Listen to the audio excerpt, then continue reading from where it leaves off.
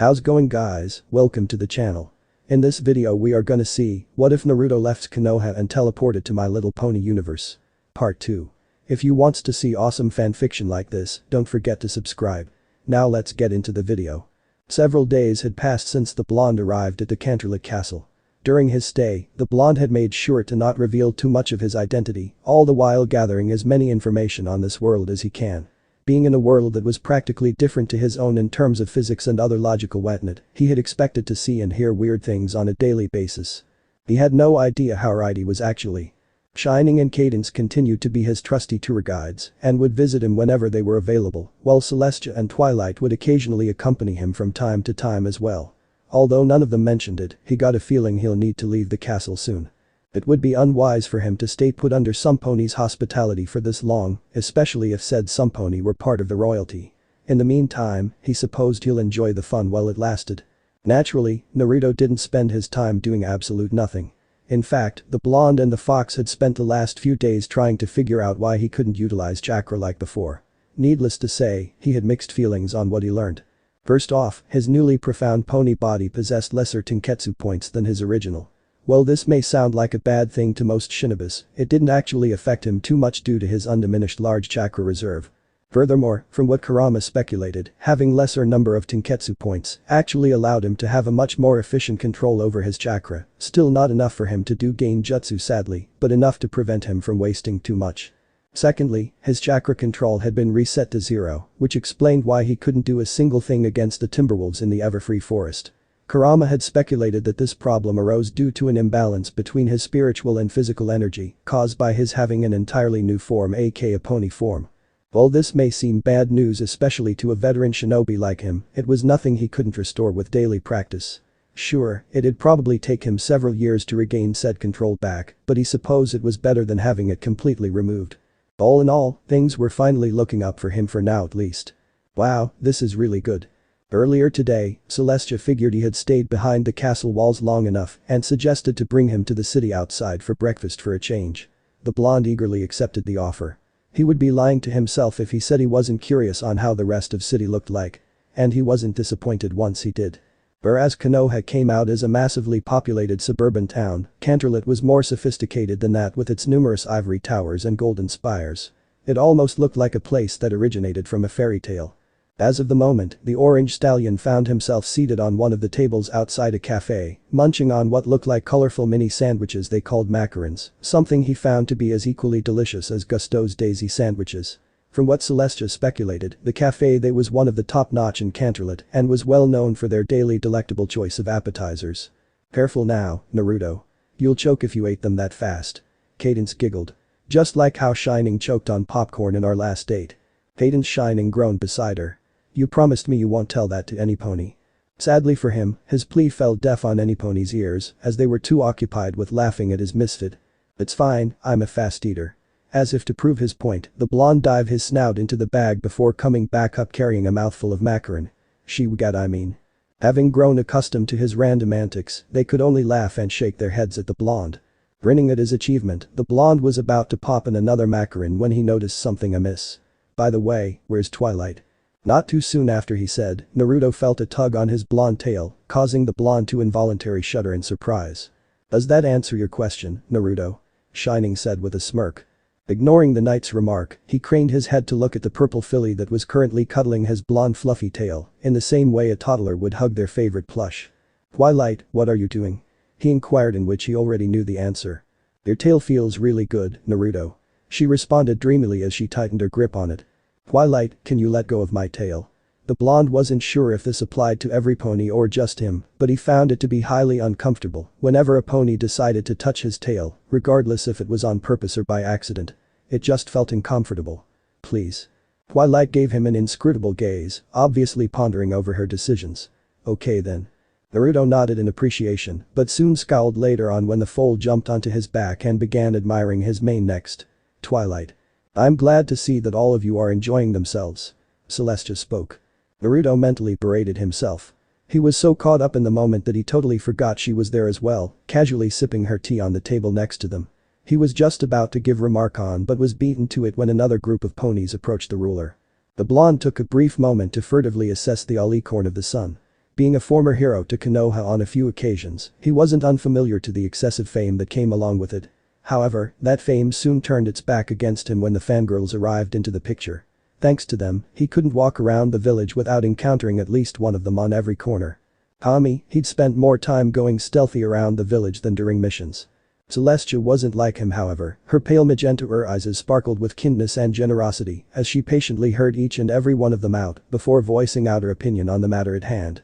Ever so often, a few ponies would approach her and give the alicorn presents in which she'd graciously accept with a polite thank you. She didn't even mind when a bunch of overexcited fillies decided to huddle around her legs. Naruto found himself smiling at the sight. She almost reminded him of the Sandaimi's kindness except more motherly. "Is there something on my face?" Celestia inquired curiously after the last filly left and she noticed his dazed look. Oh, it's nothing. He replied a little too quickly before diving his face into his bag of macarons in order to hide his beet red face. Celestia quirked an eyebrow but didn't press on it. "I see." Glancing to one of her nearby guard, she gave a quick nod when he saluted before looking back at the group. "In any case, it is time for me to take my leave." He was perplexed by that. "Already?" he said, failing to mask the disappointment in his voice. "But we just got here." "I wish I wouldn't either, but an urgent matter had come up back at the castle that requires my utmost attention," she elaborated before facing to the rest. "Will it be okay if I leave him under your care once more?" Shining nodded in understanding. "But of course, Princess Celestia. I'll see all of you back at the castle later at dinner." The orange stallion watched as the white alicorn went out of sight. It's not even a full minute and the shinobi found himself already missing her wonderful company. Don't get him wrong, Shining, Cadence and Twilight had proven to be quite a great company as well, but he preferred her companionship better. "What's wrong, Naruto?" Twilight asked when she saw the forlorn look on his face, effectively earning him Shining and Cadence's immediate attention. "Is she usually busy like this?" he asked out of the blue. Cadence and Shining eyed each other before shrugging. "Not usually, but when she does it usually long last for the whole daylight." "Doesn't she have some pony that can take over some of her duties or something?" "Well, there's Kibitz, but his job is only keeping an eye on her schedules and make sure she's on time." Naruto gave them an impassive look. "That's gotta suck." With Cadence and Shining leading the group once more, they continued the tour around Canterlot, or a small yet important part of it from what Twilight whispered to him. The first place they went to was another cake shop that Cadence suggested. Contrary to the first one they came a while ago, this one was more orientated on larger pastries, such as fruit shortcakes and puddings. Being the nice host she was, the princess proceeded on telling him the types of delicacies that were available, though the blonde was too distracted with the delicacies before him to hear properly. Seeing the look of pure hunger on Naruto's face, Cadence offered him a few spare bits for him to spend on. While he appreciated the thought, he didn't want to become a charity case. Unfortunately, the alicorn of love didn't share the same thought as him and kindly convinced him to take the bits. Even the siblings themselves were silently signaling him to take it since they were aware of how much of a stubborn mare Cadence can be.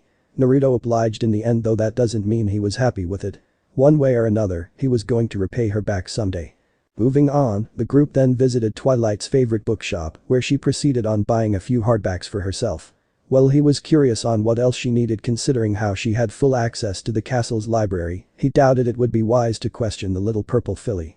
Then again, he doubted he'd be able to garner her attention to begin with considering how she entered what Shining called her study mode. Seeing that every pony was minding their respective interest while waiting for Twilight to make up her decision, the blonde decided to help himself to some books, only to deadpan afterwards when he remembered that he couldn't read this world's language just yet. If he was going to stay in this world, he'll need to learn how to read and write ASAP. Their next destination was proven to be the bazaar amongst all, and it was chosen by no other than Shining Armor himself. The store they came into looked like a toy store of some sort and were loaded with action figures and other geeky trinkets that he obviously wasn't familiar of. He had came across stores like this in Konoha, but never actually paid that much attention to them since they don't serve anything beneficial to him, or even any shinobis for that matter.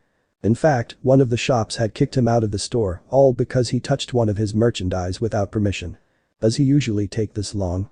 From what he gathered, the white stallion was confronted with what seemed to be 5 packs of trading cards on the counter, each looking as equally identical to the other. Yet, Shining was examining each and every single one of them the same way a geologist would examine a dull yet peculiar rock, and he had been doing so for the last half an hour. Aiden smiled and shook her head. Yes and no. Usually it would take him about an hour to make up his mind, but just for today he needs to take extra precaution since they're releasing the new expansion set. Naruto stared at her like she had just grown another head. The expansion of what now? They're just a bunch of nerdy stuff. Twilight interjected. Nothing particularly important. I heard that. Shining called out, having heard it despite being on the other end of the store. If you want, Naruto, you can go ahead and explore the rest of the city while we stay behind. Naruto shook at that. It's fine. I can wait. Hopefully. She nodded. There was a brief silence between the three before she spoke once more. So Naruto, Cadence began, effectively earning the orange stallion's attention. What's your thought on Princess Celestia? He blinked at the question. If he was expecting something, it certainly wasn't that. What? The alicorn of love smirked at his response and rephrased her question, what do you think of Princess Celestia?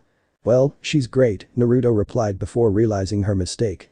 I mean, she's a great leader considering how she's still willing to spend some time with you guys and greet other ponies despite her tight schedule. She's also a great hostess seeing how she's willing to bring a stranger pony like me to live inside the castle. The alicorn nodded though it didn't seem like she was satisfied just yet. I see. She pressed, scooting closer to his side, an action that was easily noticed by Naruto. Anything else? What do you mean? The alicorn of love was now practically entering his personal space and was now staring at him straight in the eyes as if she was trying to look for her answers there. Oh, I'm sure you know exactly what I mean. Naruto gave her a fixed stare. You know what, I saw this odd-looking shop a while ago but never had the chance to check it out. Maybe I'll go ahead and go there now while waiting for Shining to finish up. See you ponies in a few hours' time. As fast as a Wonderbolt could, the blonde swiftly disappeared out of the store, not bothering to wait for any of their response, leaving Cadence with a victorious smile behind. What was that all about? Twilight asked out loud, having seen the exchange, but no clue what it was all about. Cadence giggled. Oh nothing, Twilight. She responded back though the peculiar smile on her face meant otherwise. Nothing at all. Aki, do you even know where you're going? Anywhere but there. Seriously, I understand some ponies have weird hobbies to take care of, but that's just downright ridiculous. I'm pretty sure they'll say the same thing to you if they see you slurping on ramen on a daily basis. Hey, I eat ramen not as a hobby, but because they're essential to me. Kurama snorted derisively at that. Exactly my point. No longer in the mood to entertain, the orange stallion ended the conversation right there. It was only by then did he notice the strange looks directed to him, or his choice of clothing in particular. In normal circumstances, he wouldn't pay them much attention, but now he found them to be quite unnerving somehow. It's probably due to the fact that he was now layered in orange fur with blonde mane and tail. Something he still can't grasp upon regardless how many days had passed. Speaking of fur, Naruto frowned as he glanced down at his newly profound furry coat. While he had no qualms with the orange color, he figured he need to find a way to cover his body ASAP. He already stood out like a sore hoof back in Konoha, he didn't need the same thing to happen to him again in this world. Kami knew he needed it. Sadly, Kurama didn't share the same opinion as him and snorted at his thought. Like that's going to happen anytime soon. Glad to know you're always on my side, Kurama. He responded sarcastically. Kit, if there is one thing I learned from being stuck inside you, it's that Kami loves screwing with your life. Yeah well, I doubt we'll be having that problem in this world. Having too caught in his mental argument, the blonde didn't realize he was trotting right into the path of another pony until he roughly bumped into them. Hey, watch it. Shaking his head, the blonde couldn't help but blink at what he saw. If he knew any better, he'd say this was the first time he saw a pony being so out of place. Unlike all the other pastel-colored, well-flourished ponies he had came across, the stallion he bumped into was rather burly in size, with flat-trimmed greasy black mane and uneven shaggy brown fur coat that made him look like he haven't groomed them in ages. Kami, he won't be surprised if he really did actually. The stallion wasn't alone however, as several more stallions of same caliber stood behind him, each retaining their separate features that were meant to make them look more intimidating. Oh sorry about that. Naruto apologized as he took a step back. I wasn't looking where I was going. The stallion up front simply glared at him, snorted and trotted away, not bothering to verbally acknowledge his apology. His goons followed suit afterwards, each giving him their own fair shares of glares. Obviously they were trying to intimidate him, but Naruto had seen things that were much scarier than a bunch of ugly horses, so he simply gave them an absent look. Well, that went well. Here I was hoping they'd pick a fight with you. Silently agreeing with his Bijuu, the orange stallion watched at their retreating figures. He didn't know why, but for some reason his instincts began to tingle the second he made eye contact with said stallion. Almost like the time back when Twilight was in danger. His worry escalated further when they turned around the corner and disappeared out of sight. Glancing behind, he made sure his tour guides weren't around before going off to pursue the suspicious group, completely unaware of the lone pony hiding that was silently watching his every movement from the rooftops above. The pony stayed there a few seconds before disappearing out of sight. "What's wrong, Cadence?" said Alicorn stopped looking outside the window in favor of her lover who was still in his little dilemma. "You've been staring for a long time already." Cadence sighed. "It's nothing. I'm just worried about Naruto, that's all."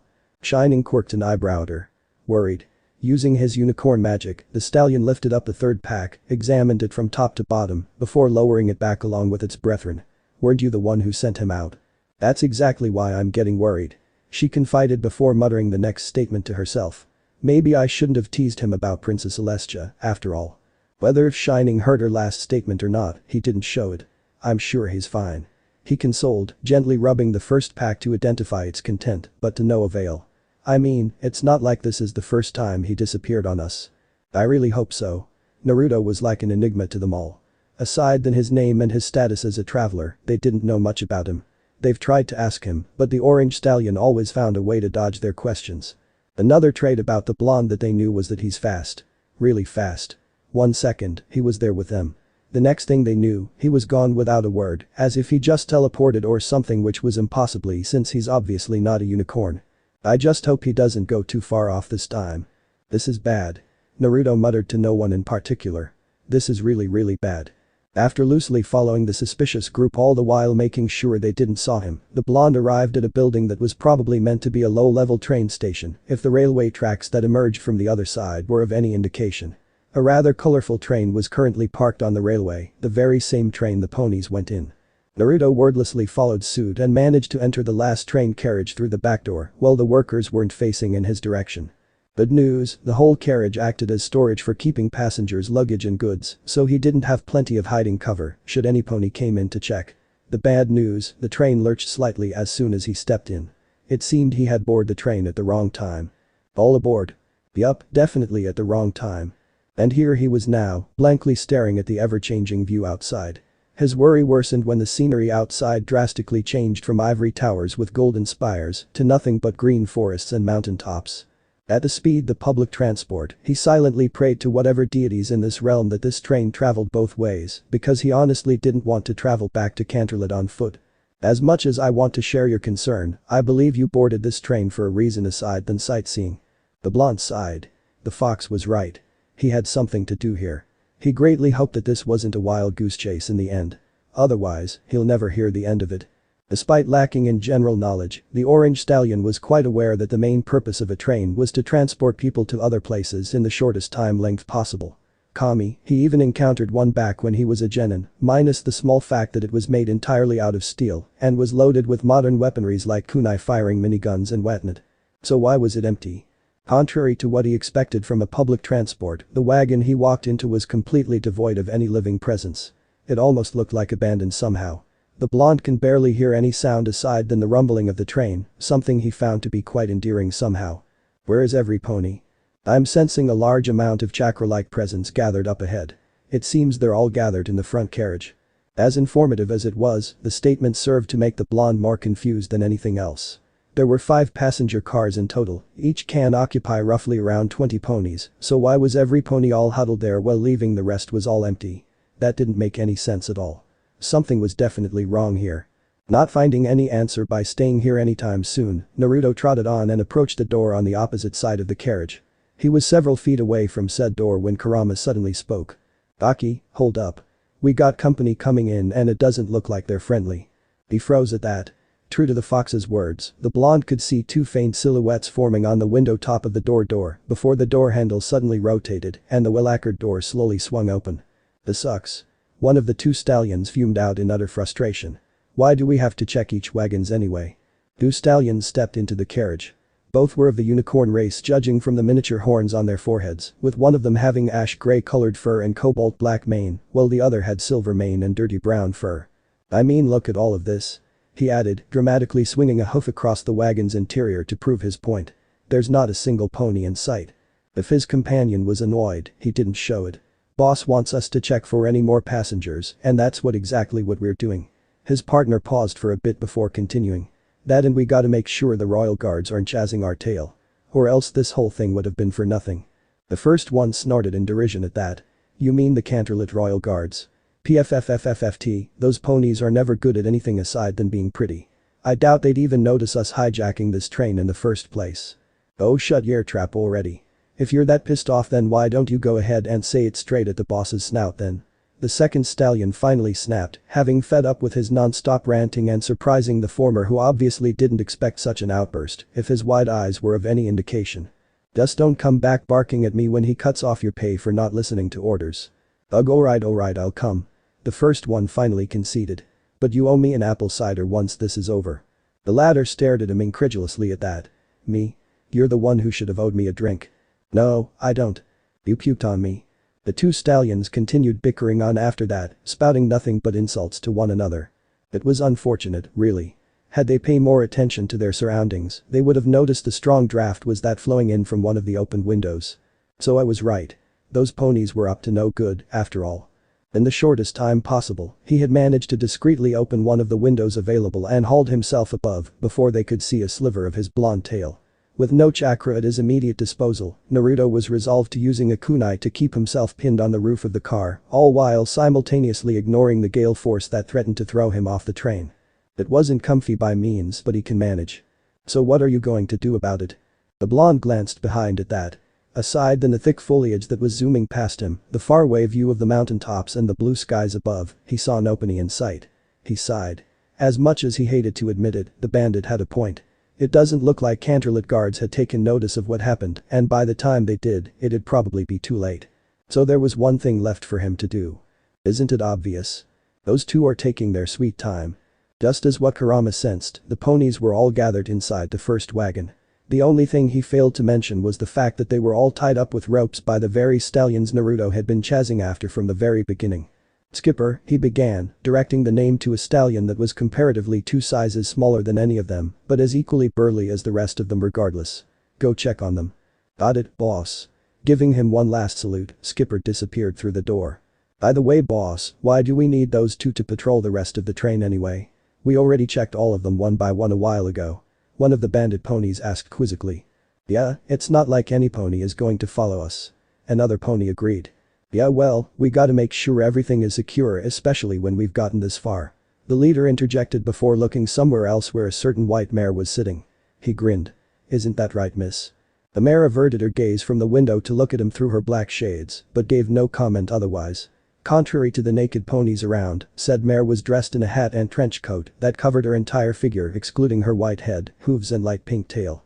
A pair of exotic black shades were used to cover her eyes. Prodding closer to the mare, he spoke in a mock formal tone, if I may, it is truly an honor to actually meet you here of all places. Had it weren't for the current situation we're in, we would have met each other on a much better terms. Enough with the formalities and cut to the chase, she finally spoke, revealing her deep accent. What do you want from me? The bandit chuckled, unperturbed by her rude interruption. Oh, I'm pretty sure you know what I want. He acknowledged. 1,000,000 bits, all in hard cold cash. Nothing more, nothing less. If she was surprised, she didn't show it. Unless I'm of royalty descendants with Princess Celestia, there's no way I can have that much money.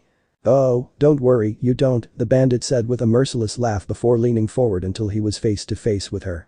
But I'm sure your husband does. The frown marred her delicate feature upon hearing that.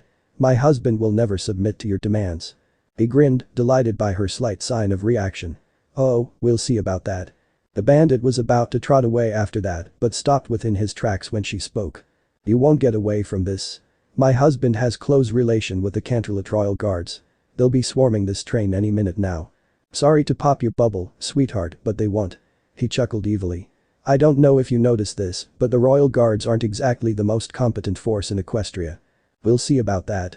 Getting arrogant now, are we? He spoke, resting a hoof under her chin so that she was looking at him. We'll see how arrogant you'll get once we're done with. Thump. Huh. Instinctively, every pony stared at the ceiling above where the sound originated from. What was that? Thump. Thump. Thump. Thump. Thump. Is Thumper at the roof again? I thought I already told him to come down just now. Boss, he did. In fact, Thumper's right here with us. What? Sure enough, the stallion he referred to was actually inside the wagon along with them, looking as confused as every pony else. So wait, if he was here. Then who's up there making the ruckus up there then? Thump. Thump. Thump. Thump. Thump. You two, the leader ordered, pointing a hoof to the two stallions standing guard near the door. Go check it out. Muttering their answers, said two earth ponies opened the door and stepped outside. The door soundlessly closed behind them courtesy of its spring mechanism. A momentary silence lingered by before they heard several shouting from outside. Hey, who's up there? We know you're up there. Show yourself. More silence. Hey, who the hey are you? Stop him. Ack. Ah. Instinctively, the bandit ponies inside the wagon went defensive when they heard the noise of what seemed to a fight going outside. Their suspicion was soon confirmed when the door slammed open and the earth ponies came crashing in a heap, followed by an orange stallion that jumped over their unconscious forms before galloping straight for them. Using the momentary confusion to a good use, the blonde lunged at the first bandit he saw. Hooking a forehoof around his neck, he slammed the pony's head right into the ground with a perceptible crack. He collapsed, cradling his no doubt broken nose. Having regained their respective composure in time, the second pony after that charged at the orange stallion next. Unfortunately, he received the same fate as the first one when the orange stallion hopped up and gripped the bars that make to the edge of the overhead compartment. Swinging himself forward to gain momentum, Naruto subjected him to a reverse donkey kick in the chest, sending him flying to the other end of the car. While the third, fourth and the leader had managed to duck in time, the fifth unicorn bandit wasn't so lucky and was subjected to a combined weight of two grown ponies that barreled at him at 50 miles per hour. Even the wooden door on the opposite side had cracked under the sudden force. Using the crowbar he was wielding, the third pony swung at him. Naruto quickly sidestepped and let the tool-turn weapon harmlessly zipped right on the spot where he previously was. Instead, he struck the first pony from before that had attempted to sneak on Naruto from behind with an audible clunk. Said unfortunate pony only had a brief second before his brain registered the pain and he crumpled on his back. Realizing his mistake, the bandit was about to curse but barely mentioned the first syllable when Naruto disarmed him of his crowbar and smacked him right the neck, not enough to break anything important but enough to make him no longer a threat. Watch your language, there are fools on this train. He whispered to his ear as the bandit flopped to the ground conscious. Joking tone of voice aside, he wasn't actually kidding. There really were young ones inside the wagon. Not sharing his humor, the two ponies eyed each other affirmatively before simultaneously charging at him. Big mistake. For one thing, the wagon aisle wasn't actually big enough to fit two regular ponies, much less two grown ones. This was proven to be true when one of them accidentally tripped over their hoof and brought the other pony tumbling along with him. The last thing the two ever saw were the flat side of Naruto's orange hind hooves before everything went black. Naruto nodded in satisfaction as he watched the two last bandits crumple to the ground. As hard-pressed as he was by his inability to use chakra, at least he can take comfort in knowing that his strong stamina had stayed along. Kurama, is there any more hostile around? Aside than the two presences at the train ahead which I assumed is a worker being kept by a guard as well as the bandit leader over there, I'd say you're good for now. Really? Huh, I was expecting more resistance. Said Fox could only grunt in response. Of course they're not. It's not like they'd expect a baka like you to come in and foil their plan not too soon after they carried it out. Nothing to comment on that one, the blonde broke the mental conversation to face the remaining bandit leader. You. He said, pointing an accusing hoof at him. You're that pony back from Canterlot a while ago. How did you get in this train? Naruto shrugged. The same way as you did. I boarded the train. The blonde grinned when said burly stallion began looking around, no doubt looking for his companions. Looking for your friends. Don't bother. They won't be coming to rescue you anytime soon. What? What did you do to them? Don't worry, it's nothing serious, but you'll be joining them shortly if you don't surrender now. The blonde added half-jokingly before going serious. I don't know what you're planning on doing to that mare over theory or all of the ponies inside this train for that matter, but it's over now. The bandit scowled hard but said expression contorted into a malicious grin when his gaze caught sight of something at the corner of his eye. Not if I can help it. Tilting his head ever so slightly, the orange stallion wondered what he could possibly do when he suddenly turned around and galloped for the opposite direction. Thinking he was trying to escape, Naruto went off to pursuit came to a screeching halt when he realized a little too late what he was planning on doing. Mommy. Lightning. Holding back a deep snarl, he could do nothing but watch as the bandit leader now held a little filly captive. Stay back. He barked, crossing a crowbar across the unfortunate filly's neck. Come any closer and I'll hurt her. I'm serious. Said Foal meanwhile burst out crying at that but quickly contorted into small choked whimpers when tightened his grip on her. It doesn't have to be like this. Naruto spoke in a neutral tone of voice. As calm as he sounded, the blonde was actually using every single ounce of his sheer willpower to keep himself from doing anything reckless. If he still had his hands, he'd probably clench them so hard they'd bleed by now. If you surrender now, we can make this as less troubling as possible. So let the foal go now. Unfortunately, his plea fell on deaf on the stallion's thick ears. He growled. Go fuck yourself. Although he had never been cornered in a situation like this before, the bandit leader knew that obliging to his order would only do more bad than good. Little did he realize, doing the exact opposite of what Naruto asked for would only make things worse for him. Silent, Naruto pondered over his decision carefully. Obviously, he can't physically approach him directly as that would put the foal in danger. The blonde may be fast, but he doubted he can cover the distance between them quick enough to rescue her. He can try throwing a kunai and nail him right in the forehead, but he didn't actually trust his throwing capability with the hooves he had at the moment. Kami, if he wasn't careful, he might even injure some pony else by accident. And besides, judging from the sickened expressions on every pony inside the wagon, it doesn't seem like they're used to his act of violence, and he doubted adding blood and sharp objects into the mix would make it any better. So the blonde was left with one last option. Kurama, can I tap into your chakra? Yes, but in your current condition not so much. Why do you ask, he inquired before getting his tenant's mental plan. Oh, I see what you're trying to do. Mentally nodding to himself, Naruto averted his gaze to the filly held captive. Your name is Lightning, right? He asked, his voice now changing into a much friendly tone. The tear-eyed filly was surprised at first, but gave him a slow nod. Hey Lightning-chan, can you do me a huge favor and close your eyes? Don't worry, it won't take long. The bandit squinted his eyes in suspicion. What are you trying to do? Don't listen to him, so can you do it? The filly gave him another nod. Good, when I give the sign, just close your eyes and don't open them until I say so. Hey, I said what are you trying to do? Ready? The hidden blonde waited until the filly gave him her confirmation before continuing. Close your eyes now. Hey, I said. Whatever words he was about to say next, it died in his throat when the bandit stared at his eyes and was suddenly flooded with a sudden case of overwhelming nausea. His vision started to become blurry, his heartbeat began to increase several folds, and there was a faint ringing in his ears that clogged his hearing senses. His mouth went dry for no reason despite him drinking water just recently, and despite being in a well-aired environment, he soon found his coarse fur drenched in his own perspiration. If that wasn't bad enough, he found himself unable to breathe properly and his legs buckling wildly, as if an invisible force was applied onto his back. He tried to take several deep breaths to compensate for the lack of oxygen, but the action appeared to only make things worse instead, and the bandit found himself choking like a madpony.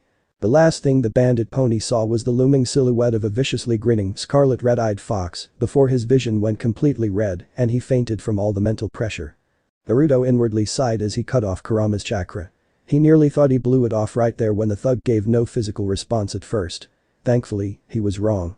Then again, it was practically impossible for any pony to withstand the true strength of killer intent, provided the victim wasn't mentally prepared for it. So unless there was a pony who received the same fate as he was, then he doubted any pony would be able to resist him. Lightning. Mommy.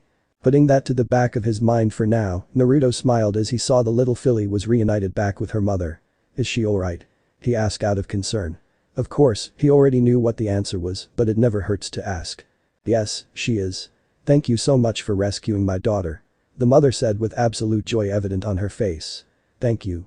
The blonde simply nodded in return before facing the rest of the crowd. Thanks to his little, heroic demonstration, majority of the ponies were now looking at him with hope, though some were still skeptical. This also includes the pink-maned adult mare from before. Sensing her fixed stare on him, Naruto spoke. You alright, miss? He inquired softly. He didn't do anything bad to you now, did he? I'm fine. She responded before casting him her piercing glare. You're not from the Canterlot Royal Guards, are you? Naruto grinned sheepishly. No, I'm not sadly, but I'm here to help anyway. She quirked an eyebrow at that, obviously not satisfied by his answer. He quickly changed the subject. I'll be checking out the rest of the train for any hostilities. Every pony stay put until I came back. Not expecting any response or whatsoever, the blonde trotted to the door that no doubt led to the locomotive train ahead. Wait. The hoof resting on the handle, he glanced back at trench-coat-clad mare. Yes.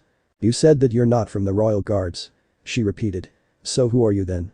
A brief pause lingered by before he flashed her his signature foxy grin. Naruto Uzumaki.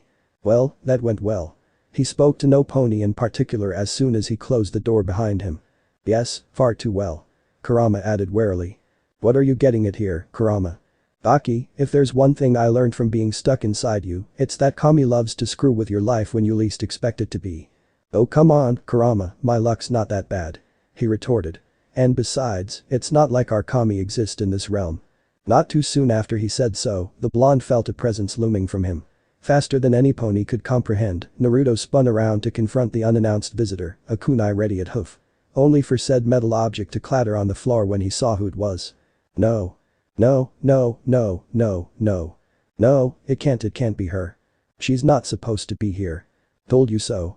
If he can, the blonde would have made a snappy remark to the fox for that, but he was too shocked to even pay him any attention. Instead, he focused his attention to the pony before his eyes. Princess Celestia. Appaloosa is a small town located in the westernmost part of Equestria amidst the sandy desert. At first glance, the settlement had no significant features aside than a saloon, a stage meant for musical performances, a clock tower, huge apple orchard and a few other buildings, but was nonetheless inhabited with more pastel-colored ponies. Hiding in the shadows of one of the town's buildings, the hyperactive blonde silently watched as the hostages slowly filed out of the train unscathed. He had managed to leave the train just before it came to a halt at the town's train station, where a few important-looking ponies were waiting by. It seemed the town ponies here had received a word of the partially successful hijack incident and had deployed a welcoming committee for them. Not that they need any since Naruto had taken care of it earlier hand. He grinned when the bandits stepped out of the wagon next, each wrapped and gagged in ropes, courtesy of the ever-so-kind Karma. Served them right for trying to the impossible while he was nearby. It was a good thing he couldn't use chakra, otherwise, their punishment would have been much severe than what he originally did. Speaking of punishment, Naruto's grin contorted into a grimace when he felt a familiar presence trotting beside him. I've summoned a group of royal guards from Canterlot a little while ago, Princess Celestia declared as she followed his line of gaze. They'll arrive here in this town shortly to escort all the passengers back safe and sound. Naruto nodded half-heartedly at that. As curious as he was, he didn't want to question how she managed to make contact with ponies that were no doubt several dozens of miles away from their current location in such a short time. Instead, he sighed. I'm guessing you want the truth.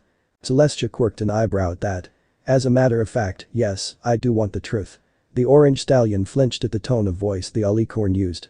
It wasn't exactly stern, but it wasn't a pleasant one either. But now is not the suitable time and place for that. Let us go back to Canterlot first.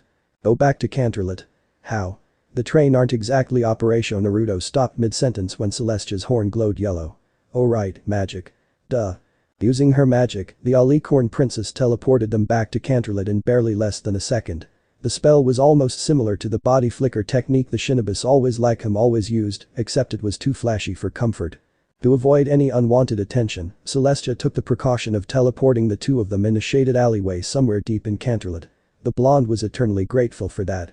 The last thing he needed was a group of pastel-colored ponies to come in and swarm them again, further worsening the thick tension between them. As Naruto took a peek outside the alleyway, he realized that the alleyway the alicorn teleported them into was in fact right across to the very shop where he previously were in. Heck, if he looked closer, the blonde can actually see Shining seemingly engaged in an intense argument against the shopkeeper through the glass window. While he should have been concerned with what they were fighting for, he doubted it was anything of utmost importance if Cadence's amused and Twilight deadpanned expression behind him were of any indication. Still hidden in the shadows, Celestia asked, judging from the look of things, I'm assuming Shining and the rest aren't aware of your unorthodox trip. He sighed once again. No, they don't, to be honest, he wasn't aware of the trip either considering how he only acted on a whim, but he doubts Celestia will acknowledge such pathetic excuse. Then you should return to them for now, she stated with a brief nod. As much as I want to have my answers as soon as possible, I still have plenty of royal duties to attend to this afternoon. We'll discuss about this later at midnight once I'm available. I believe Shining had told you where my resting chamber is, correct? Naruto nodded. It wasn't that hard to find considering how it was located in the northern part of the castle and has a door that were comparable to the throne room entrance itself. It is settled then. I'll see you back at the castle. Not giving him any time to argue, Celestia flared her magic once more and disappeared in a burst of golden light, leaving the orange stallion all alone in the alley before he could come with an argue. Alone, Naruto sighed as he trotted towards the store. Guess there really is no avoiding it this time, huh? I've said it before, I'm gonna say it again, Kami hates you regardless whatever dimensions you're in. Once again, he chose to ignore the Bijuu's remark in favor of the building in front of him. Putting on a happy facade, the blonde opened the door and marched back into the store. Hey every pony, what did I miss? Courtesy of the magical powers bestowed upon the white alicorn ruler, nightfall has once again blanketed over the magical land of Equestria. Not only did this allow its pony inhabitants to take a break from their daily hectic, the curfew also served to provide them with the opportunity to reflect on their everyday life. Well, here we are. Naruto let out a long sigh as he gazed at the door in front of him. Today has been proven to be quite a tired day for him, and he was confident that it would escalate further once he told Princess Celestia the truth later on. You sound like you're about to attend your own funeral or something. That's because I am. Point well made. Here goes nothing. Raising a hoof, he knocked on the door several times. For the first few seconds, there was no response from the other side, and just when he thought she was unavailable, he heard Celestia's voice from inside. Who is it? Naruto cleared his throat at that. It's me, Naruto. Another moment of silence lingered by before the door opened on its own, in which he assumed was accomplished by her magic. Come on in. Glancing around, he arrived at a bedroom that was practically several times fancier than his own. With a cozy operational fireplace that casted the whole room in a comfortable lighting, a huge shelf that occupied numerous hardback books and tomes, a circular cushion in the center of the room that was lusher than the one he slept on. A large wardrobe that might as well been a huge door in disguise, and an empty brass birdcage hanging by a thin pole at the corner. An animal keeping an animal as a pet. Kurama snickered. How amusing. Unaffected by his attempt at a joke, Naruto was more occupied with the alicorn that was sitting at the center of the room, calmly sipping on her cup of tea with her eyes closed. Good evening, Naruto, I hope you're ready to explain yourself. She remarked as she put the cup back onto its saucer.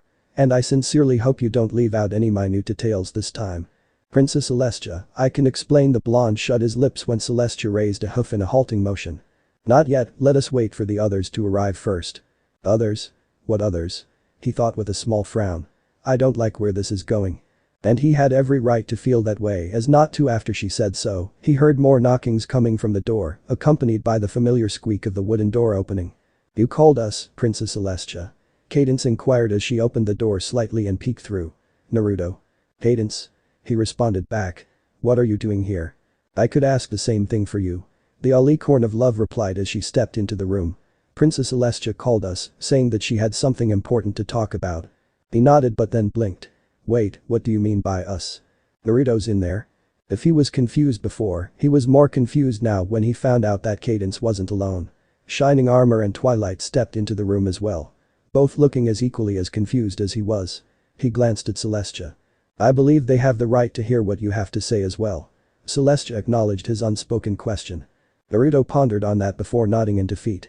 I guess they do. On the bright side, at least he didn't have to repeat himself all over again. What do you mean, Princess Celestia, hear what exactly? Cadence asked in confusion. Yeah, what's going on here? Shining added his 2 cents. Facing all the 4 ponies, the blonde took a moment to clear the forbidding lump in his throat before he spoke. The truth is, I didn't actually tell you guys the whole story. You didn't? The 3 said in unison. First off, my name is still Naruto Uzumaki, he remarked, earning him inquisitive eyebrows from the 3 ponies. Secondly, I'm actually not a pony to begin with. What? If they were expecting an answer, it certainly wasn't that. What do you mean you're not a pony? Before this, I was actually a human. Whom I assume you ponies aren't familiar with, judging from the puzzled expressions on the 4 ponies' muzzles, he'll take that as a yes. Anyway, I came from an entirely different world inhabited by these humans, with the aid of a space-traveling ninjutsu I made, that's an equivalent to the magic spells in this world. He added the last part when the purple foal raised a hoof. As to how I managed to create and utilize such a thing, I'm actually a shinobi, which are essentially humans that are gifted with a means of unique energy called chakra that allows us to do exceptional abilities, such as walking on water surface and climbing on walls. He finished. Any questions? As soon as he finished his explanations, the blonde unconsciously found himself bracing for the incoming verbal lash, in which he wouldn't blame them if they really did. Best case scenario. He might be kicked out of the castle with his head intact. Worst case scenario. He might be sent to rot inside the prison for his entire life. He greatly hoped it wasn't the latter. He had no idea how wrong he was. So let me get this straight, Shining began with an unreadable expression on his muzzle. You're a visitor from a different dimension. You're not a pony but instead a human that are capable of using these chakra power. Yep, that sums up pretty much everything. That is the most Shining spoke. Awesome thing I've ever heard in my life. Huh? The blonde blurted out, though it fell deaf on any pony's ears, each too occupied with their different reactions to notice. I knew it. Twilight exclaimed as she hopped around the orange stallion like the excited little filly she was. I knew it. I knew it. I knew it. I knew he wasn't a normal pony. Wah? You never cease to amaze me, Naruto. Cadence remarked. First it was you rescuing Twilight, and now this. If I weren't in love with shining armor so much, I'd probably fell in love for you by now. Wait, hold on just a moment here, Naruto asked in disbelief. You ponies aren't mad with me? They looked at him like he had just grown a second head. Mad at you? Why would we? It's not like you did anything bad. Princess Mia Morcadenza interjected.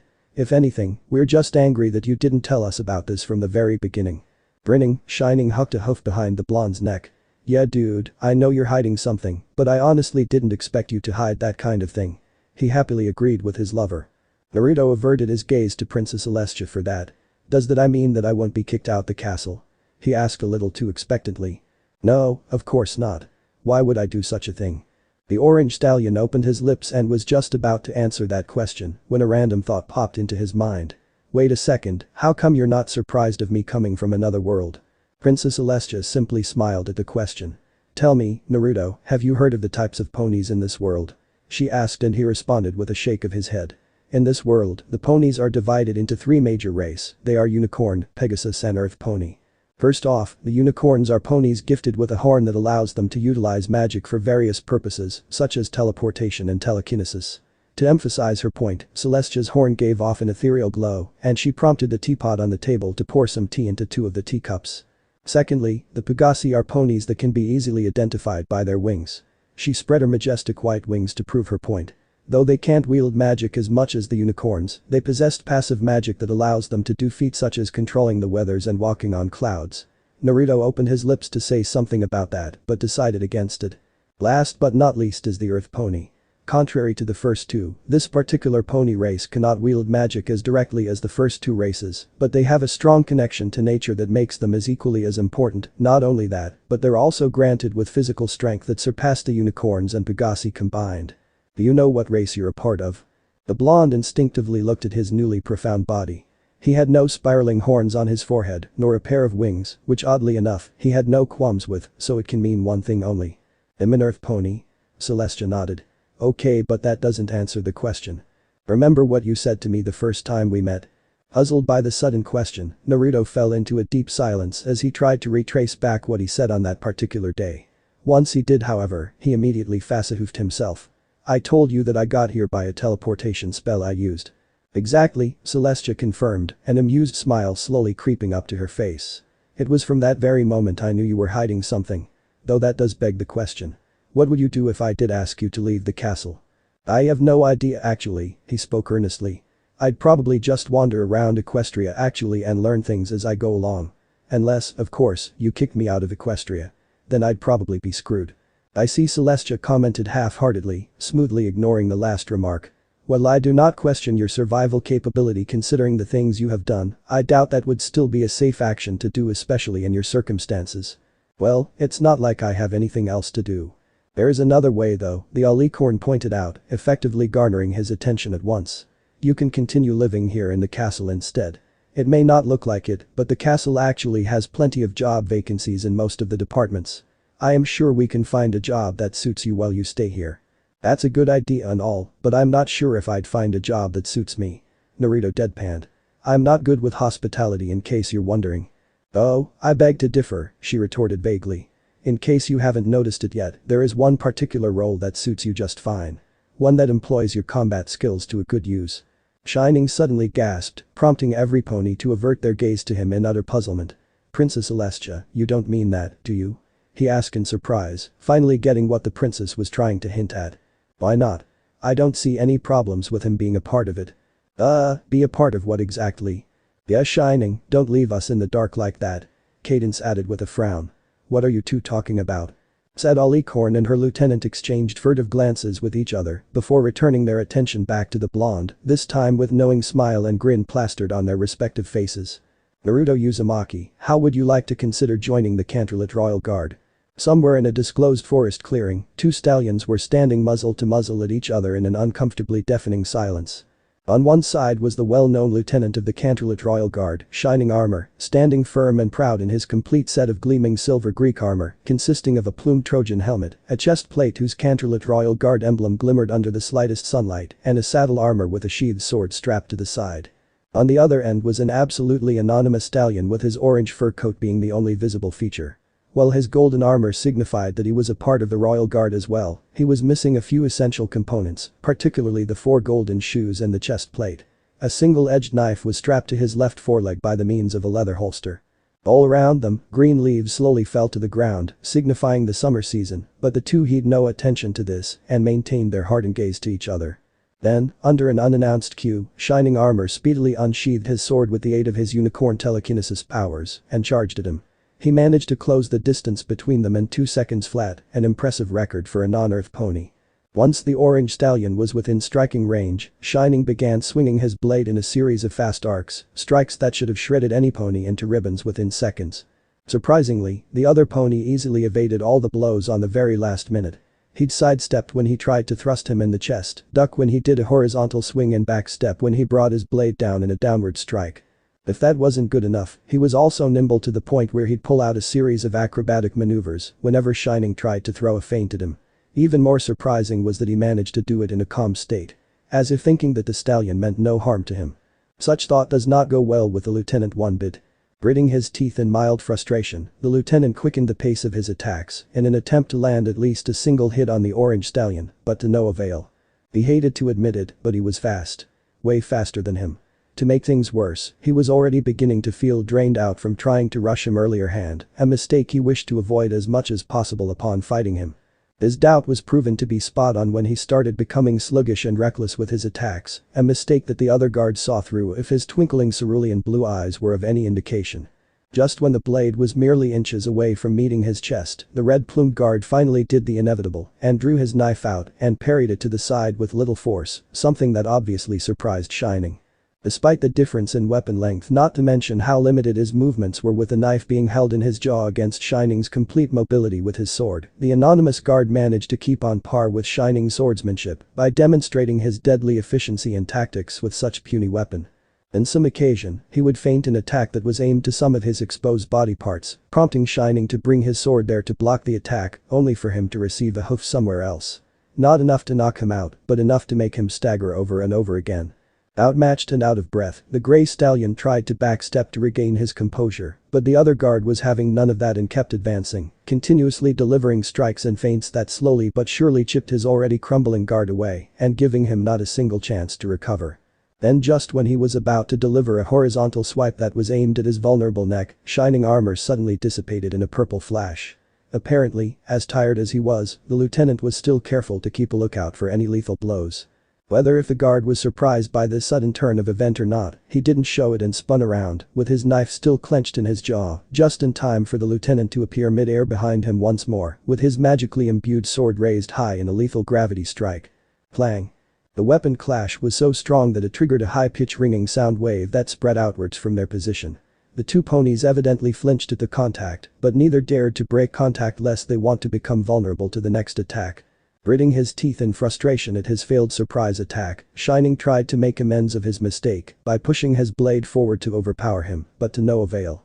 While he may be superior to him in terms of magic capability, the Earth Pony still retains his massive physical strength that keeps them in level to one another. It didn't help that he was already starting to feel the mental strain from using his unicorn telekinesis. Suffice to say, the two ponies were in a stalemate.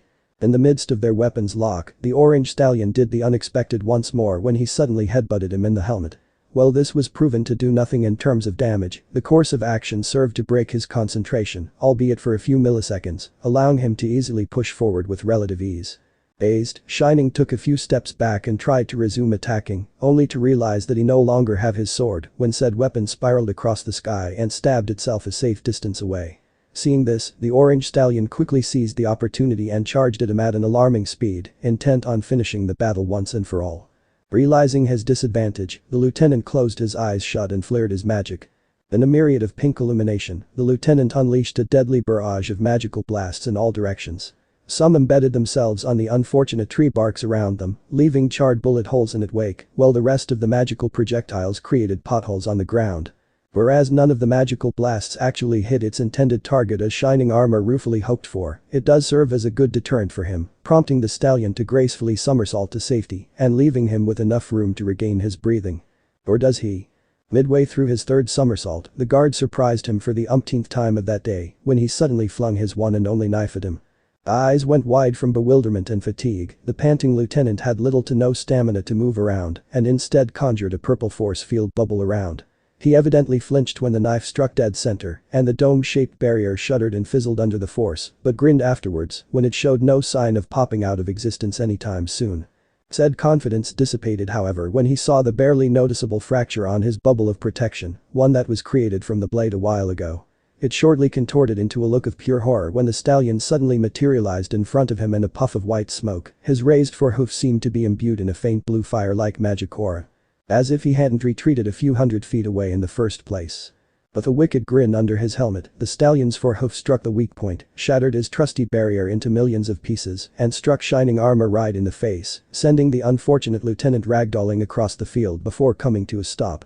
Shaking the dizzy spell off and ignoring the excruciating pain that was blazing on his cheek, Shining tried to stagger back to his hoof, but immediately went rigid when a shadow loomed over his downed figure and he felt something cold pressed against his throat. Slowly and carefully, he sighed and averted his muzzle to face the looming figure of the orange stallion above him. For a few good seconds, the two were enveloped in a long silence, the only means of sound were the chirping of the birds and the wind as it blew across the grass clearing. Finally, it was Shining who broke the peace. 3 years. He suddenly declared out loud. I've been with the Royal Guards for 3 years and I had my flank beaten by a pony who only joined a few months ago. If this is what you call a practice session in your ninja world, then I definitely don't want to see you in actual combat. He scowled. Naruto. Grinning victoriously at the statement, said guard recalled his knife back and proceeded on taking his helmet off, revealing the orange stallion's spiky blonde mane, sparkling cerulean blue eyes, and 3 pair of whisker marks, all that was hidden by the helmet before this. A few months back, the locks of his mane was only a few inches long. Now, his mane was twice as long, still not as long as Shining Armor's fabulous mane, but still long nonetheless. Sheathing his knife into place, he lent the lieutenant a helping forehoof. Shining graciously accepted his help and hoisted him back to his hoof. He winced and stumbled for a bit, but he can manage, albeit barely. Oh come on, Shining. It wasn't that bad. Naruto stated. Besides, I didn't even get to use my shadow clones yet. Exactly my point. The last time the two trained, Naruto had shown him a fraction of the devastation his shadow clone's jutsu was capable of doing. Needless to say, he didn't want to experience it ever again unless of course he wanted to experience the undesirable sensation of having his neck dislocated. Shivering at the foreboding thought alone, Shining Armor flared his magic and conjured himself a healing spell, earning him a quirked eyebrow from Naruto. What? What? Nothing for me? Such a considerate commanding officer you are. Naruto remarked in utter sarcasm. He snorted. Oh please, it's not like you have any bruise that needs patching up. He responded.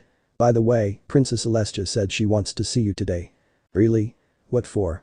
Shining simply shrugged. No idea, but she wants to see you as soon as possible. Cracking his neck, Shining let out a long and grateful sigh as the pain on his cheek subsided to a tolerable margin. Praise Equestria for granting him with unicorn powers. Putting a hoof under his chin, Naruto quietly pondered about it before shrugging. I guess I'll go now then. Not like I have anything else to do after this. Approaching to one corner of the clearing where the two kept their respective belongings, Naruto began suiting himself up with the last remaining armors he previously left off. Man, I hate these things. He pointed out as he put on the golden hoofshoes on. Are you sure I can't go around without wearing these things? Dude, I've already told you. You have to wear them whenever you're on duty. It's standard Royal Guard rules and regulations. Naruto cast at him a pointed look. Oh really? What about you then? Most of the time I don't even see you with your helmet on. That's because my ranking is lieutenant. He stated as a matter of factly, puffing his chest as if doing so would make him cooler. It doesn't. Upon reaching promotion to sergeant ranking or above, a Royal Guard has the special privilege of not wearing full armor, or even none at all if they desire so. You're even allowed to wear a custom armor of your own if you want. Naruto whistled at that. Sergeant, huh? Not sure if I'll be able to get there anytime soon. You'll be fine. I mean, you managed to become corporal after only a few months, sergeant should be a haywalk for you. Not with General Ironhoof, I won't. He retorted with a snort. Ever since their first unplanned encounter a few months back, General Ironhoof had been keeping a punctual eye on the blonde. Whilst he trusted his records to be flaw-proof since it was done by Princess Celestia nonetheless, Naruto was willing to bet all his bit savings that the black stallion was suspicious about his origins. He had spent enough time with PO ponies like him to distinguish them. It didn't help that the blonde kept on doing things that he shouldn't do, such as talking back to your drill sergeant, which coincidentally was the same grumpy black stallion as well, not doing half of the things he ordered you to do, and correcting the things that he deemed to be wrong. All in all, he was General Ironhoof's #1 favorite trainee.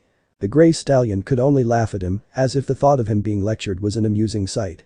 Well, it's your fault for disrespecting him. Even new cadets learned better than to get on his bad side, and they're just cadets. The whiskered blonde shrugged. What can I say? I'm prone to getting into troubles. I've got no complaints on that one. Shining laughed before noticing how long they've been standing here. You should go now, you don't want to keep the princess wait too long. Yeah, I know. He remarked as he adjusted the chest plate and making sure it was self-centered with his body. Dear Kami, I miss my old jumpsuit very much. Once he was sure everything was in place, the blonde proceeded on lowering himself into a crouching position and swiftly hop onto one of the low-hanging branches without barely a single sound, just like the shinobi he truly was. Oh, and don't forget about tomorrow. Shining called out once he was at a particular distance away. Kaden said it's compulsory for every pony to be present. Snorting in derision, Naruto nonchalantly waved a hoof back in affirmation before hopping onto a few more other branches and disappearing completely out of sight. Since when was it not compulsory? Meanwhile, back in the castle throne room, a certain white alicorn was reading a paper parchment while simultaneously scribbling her feather quill on another one. Celestia momentarily stopped her work when her assistant, Raven, trotted into view with a stack of neatly rolled paper parchments her for hoof. Princess Celestia, here are the reports from the weather ponies you've requested a while ago. Thank you, Raven, you may put all of them there. Nodding, the earth pony assistant obliged and put the fresh stacks of paper parchment along its fellow brethren, further increasing the stack to the point where it became way too messy for comfort. Have the books I requested been sent to Ponyville yet? The assistant shook her head. Not yet. She responded. From what I heard, the postal company is caught with up plenty of delivery work this time of the year. It's safe to assume that they won't be able to ask for their help anytime soon. I see. This is going to be a bit problematic. Shall I talk to them again? Raven inquired with a tilt of her reading glasses upon seeing the troubled expression on Celestia's face. I could try convincing them again and tell them that it is an urgent business. That won't be necessary. She answered. The postal ponies have done quite enough for us already in the past few months, let's not disturb them any more than we should. In fact, I'll have some pony else in the castle to send them instead. Raven tilted her head to the side in puzzlement at that, but didn't dwell on it too much. Very well then. Wrapping the current paper parchment she had on hoof into a neat roll, Raven lowered herself front half in a respective bowing manner to the alicorn before her. If there's nothing else, your majesty, I'll be taking my leave. Nothing left to say, the assistant left the throne room, leaving Princess Celestia alone with her pile of work.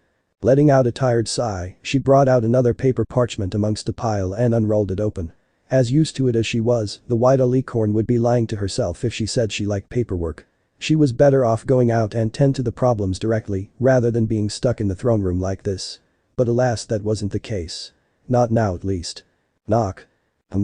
Lowering her paper, the white alicorn glanced around the throne room for the source of the knocking. At first, she thought it was another guard coming to report something, but dismissed such thought when the two huge doors on the other side of the hall showed no sign of opening or whatsoever. Shrugging it off as her imagination, she went back to doing her usual work. Knock. Knock.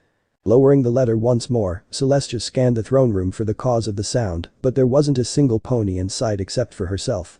Frowning, she slowly went back to reading her reports, but not before sparing the hall one last remaining inspection just in case.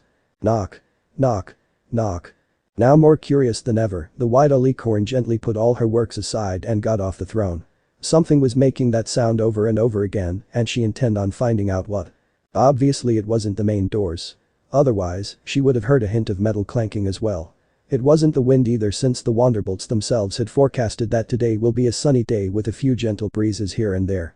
This one sounded like some pony was knocking their hooves against glassgold, it be coming from one of the windows perhaps.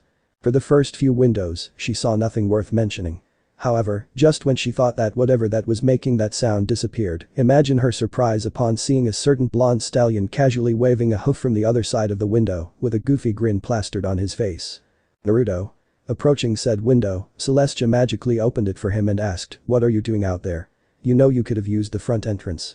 Rather than giving an answer straight, Naruto prompted on casually getting into the throne room first, as if he hadn't stick himself onto a window that was several dozens of feet above ground, which may have led to his literal downfall if he wasn't careful enough. Yeah, I know, but I figured it's a lot easier to use the windows. Celestia could only exasperatedly sigh at that, though there was a faint smile on her muzzle. As much as she wanted to know how the blonde's mind works, she knew better than to question his bizarre sense of logic. In fact, she learned better than to do so if his stay here in the castle was of any indication. "So," he began. "Shining said you wanted to see me." "Why, yes, I did," she acknowledged with a nod. "But this is not the proper place to talk, so let us go to the garden instead. I've requested some of the servants to prepare a lunch for us there. I'm sure you're famished from your training." The blonde couldn't resist from looking back at the throne, where a huge pile of paper parchment scrolls can be seen bundled up in one big mountain, still waiting to be examined. It didn't help that one of the scrolls on top decided to drop onto the ground and unroll itself, revealing its 10-foot-long worth of ink-written content for the two to see. Frowning, he gave the mayor a questioning glance. "Are you sure? I don't mind and all, but you look quite busy." Celestia simply smiled at him and put the scroll back in its rightful place. "It'll be fine. I've done this all the time actually." If he was reassured by the statement, he didn't show it. "And you're not stressed? Not even in the slightest?" "Not at all." Naruto maintained his lingering gaze as if still not believing her at all, but dropped the subject in the end. "If that's the case, then lead the way. If there was one thing he'll never pass up when given, it's the opportunity to have free food. Especially if it's with Princess Celestia of all ponies."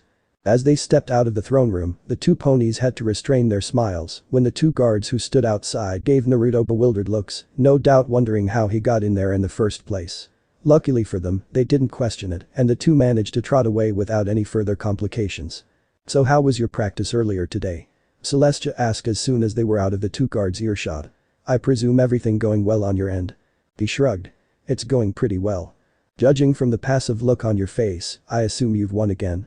He inwardly winced at that before sheepishly smiling at her. "Was it that obvious?" "Not quite, but you'd be surprised of the small things you'll notice if you're half as old as I am," she said with a knowing smile. "Well, to be fair, I didn't use my shadow clones this time." "Ah yes, Shining Armor have told me about that. Seems to me, you gave him quite a hard time on that one," Celestia commented as she had a brief flashback of a crying grey stallion being consoled by an amused cadence on that particular day. At least now she knew what made into such a miserable state. "Which brings me to my next question, how are you doing with your shadow clones this time? Any decent progress?" Based on what he had spoken, the shadow clone ability was one of the skills he had kept on talking whenever ninjutsu was brought into the topic of discussion. I managed to create up to 20 clones," he reported. "That's good enough for now, I guess." Sensing his sadness, Celestia rested a reassuring hoof on his shoulder and gave him her signature motherly smile. "Don't be so disheartened, Naruto. While I do not fully understand how you manage to create copies of yourself like that or how the shinobis of your world work overall, I'm sure you'll be able to regain full control of all your skills in no time. You just need to work hard and be patient with yourself," she consoled with smile. "And if you are still in trouble, you can always ask any of us for help. I am sure we can work something out." Naruto smiled. He wasn't particularly perturbed by the dilemma but was grateful for her word nonetheless. "You're right, thanks Princess Celestia," he said appreciatively. Just as she promised, a rather decent-sized banquet has been prepared just for the two of them in the dining hall. Numerous delicacies was spread across the surface, ranging from the apple pie and ciders from the well-known apple family to the shortcakes, made by no other than Gustav himself. As he got closer to the table, the blonde practically froze in his steps when his sensitive nose caught the scent of something familiar wafting through the air, one that easily overwhelmed the rest of the meal available as if they were nothing. "Are those honey daisy sandwiches?" The white alicorn simply smiled at his question. "Why yes, they are. And they're made specifically for you actually," Celestia responded. "I figured you'd need something more refreshing instead of the usual recruit meal." Naruto could only lick his lips at that. "I've got no complaints on that one." Well, the meals provided by the military were meant to be highly nutritious for ponies. They weren't executable for him. Apples and vegetables were okay on his books. Haze and things like that, not so much. Kami, he lost the number of times he spent in the toilet after eating some of those things during lunchtime. It almost reminded him of the bug meals during his sage training with the toad summons in Mount Myaboku. Abandoning whatever restraints he had all this time, the blonde practically dived onto his seat, much to Kibitz's hidden disapproval in one of the corners of the dining hall. Though there were a few other delectables he took a liking to being served on the table, his predatory gaze remained fixed on the plate of daisy sandwiches, as if it was the last batch of daisy sandwiches he'll ever have. Unable to hold himself any longer, he turned and gave her a pleading look, pure impatience evident in his puppy-eyed look. Celestia could only roll her eyes from that. "Go on. Those daisy sandwiches aren't going to finish by themselves." Naruto grinned. That was all he needed to hear. Faster than any Wanderbolt she recognized, Naruto snatched all the sandwiches and gulped them one after another like a mean-eating machine, not bothering to hide his black hole-like appetite for Celestia and all the servant ponies nearby to see. Whilst majority sported an uncomfortable look at such a sight, a few was looking at Naruto with a newly profound respect and awe. Contrast to the hyperactive blonde's rampage, Celestia simply enjoyed her lunch at a comfortable pace. She was just about to sip on her tea when a random thought came across her mind. Speaking of which, what is the condition of the deciphering stone, is it functioning properly? Swallowing his fifth sandwich down his gullet, the blonde proceeded on taking out a glowing jade stone that wasn't bigger than his hoof, coiled around his neck by the means of a thin yet durable leather cord. Although it didn't look much at first glance, the stone retained a special power that allowed him to understand all the types of language writings in this world without the need to study. A thoughtful gift from Princess Celestia herself, if he must say so himself. So far there's no problem just yet. I managed to read some of the books Twilight gave me, he stated before frowning. Though there are still some books I don't really get. You're probably referring to the different dialects available all over Equestria. Celestia elaborated. It might be a bit difficult for you to register them all at once, but I'm sure you'll get used to them over time. You just need to take it nice and slow. Right. There are also the ones that have numbers and signs in them. He pointed out. I think it was a book about zebras or something. Algebra by all means is not a language, Naruto. Considering how I'm not the brightest in my class, I think I have every right to say that it is. Speaking about mathematics, she asked, effectively earning the blonde's attention at once. Twilight has been awfully giddy when I taught her during today's class to the point where she had a hard time concentrating on her studies. Well, I do not mind this in the slightest, you wouldn't happen to know why she was acting as such, do you? Grabbing the napkin which he conveniently forgot to put on before eating, Naruto took his time wiping the honey smudge off his lips before answering, it's probably because of tomorrow's meeting. Oh really, that sounds rather fun. So what will you four be doing then? Well, first we'll be going on a picnic at the castle grounds. Then we'll be going off to Cadence's favorite spot to get a hoofcure. Hoofcure? She corrected. Hoofcure. He repeated as if it was an alien word to him. Then again, knowing Naruto, it probably does. After that we'll be heading to the city outside to go shopping. The white alicorn looked mildly surprised by that. Shopping? Shopping for what exactly? No clue, I totally forgot. Scratching the side of his head, the blonde tried to remember to the point where it looked like he was having a headache. Oh wait, now I remember. We're going to look for costumes for Nightmare Night next week. Celestia's motherly smile faltered at that. Nightmare Night. He nodded, oblivious to her brief change in demeanor. Yeah, seeing as how the three will be celebrating Nightmare Night at Shining and Twilight's house, they decided to bring me along because they say it's fun and all. Shrugging his shoulders, he indifferently continued. Personally, I don't see what's so fun about it when all you're doing is just dressing up in weird costumes and visiting random ponies' doorstep just to get free candy. Right, Princess Celestia. Being the wise and considerate ruler she was, Naruto half expected Princess Celestia to come up with a wise remark on how he should try it for himself before coming up with such accusations, just like what she always do before this. Much to his surprise, however, he heard none of such. For once, the princess was eerily silent. Opening his eyes, Naruto looked at her just in time to see her having a faraway look at something. Seeing that she won't be answering his previous question anytime soon, the blonde went off with another one. Would you like to join us, Princess Celestia? Blinking her magenta eyes several times, Celestia stared at him as if she actually saw him for the first time. I beg your pardon. Would you like to join us tomorrow? I am afraid I can't, Naruto. That's because Princess Celestia, if I may, Kiblets interjected as he popped beside the princess out of nowhere, a ticking pocket watch floating above him. It's nearly time for your meeting with the Apple family from Ponyville. Ah yes, thank you for reminding me, Kiblets. I nearly forgot about that. She replied as turned to face the blonde. I am terribly sorry Naruto, but I'm afraid I'll have to cut our lunch short. Oh, it's alright. I understand. I'm actually about to go to my shift anyway. He said as he stood up from his seat. Thanks for the food, Princess Celestia. My pleasure, Naruto. Nightfall has once again fallen upon Canterlot in the next few hours' time. Yet the blonde stallion found himself still concerning over the alicorn princess as he does push-ups all the while simultaneously keeping himself intact upside down on the ceiling via chakra. Naruto knew he shouldn't dwell on it too much, but he couldn't help it. Her reaction earlier this afternoon was far too out of place to be easily ignored. Obviously, he had struck a sore subject on Princess Celestia's side, but what exactly? All he did was asking about some old mythical legend that was probably as old as she was. Nothing wrong with that, right?